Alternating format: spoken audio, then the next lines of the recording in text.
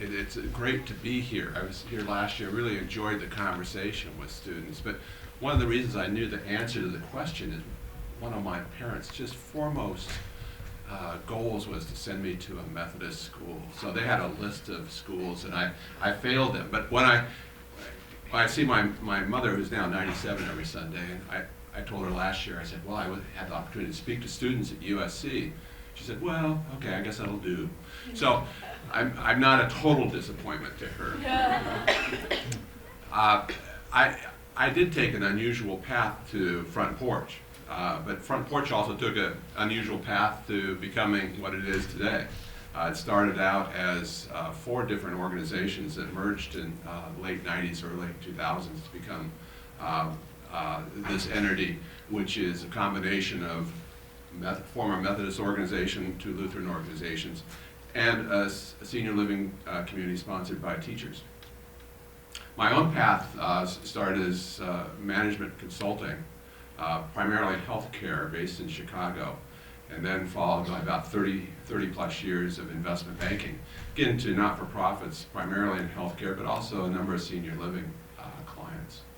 I worked with Front Porch during the mergers as a client, but I was surprised, but not too surprised, when I got a call asked if I'd be willing to be considered for the CEO position. The reason I wasn't too surprised is that everything that Front Porch had done to date had not been ordinary, and that's why the humanly possible theme comes in. We challenge all the employees to try to take a different path, to think differently, to not accept business as usual. And you can see that, I think, when you come to our office, when you talk to the people in the organization. We're quite flat, so it means everyone has a voice. If there was one piece of advice I would give you, and I'm actually more interested in what you have to ask us, is that when you think about your career going forward, don't think of it as a straight line, but think of it as a path where you're going to have many choices. Each time that you make a decision to deviate from your prior course, I suspect you will find energy, and you'll enjoy your job and your challenges.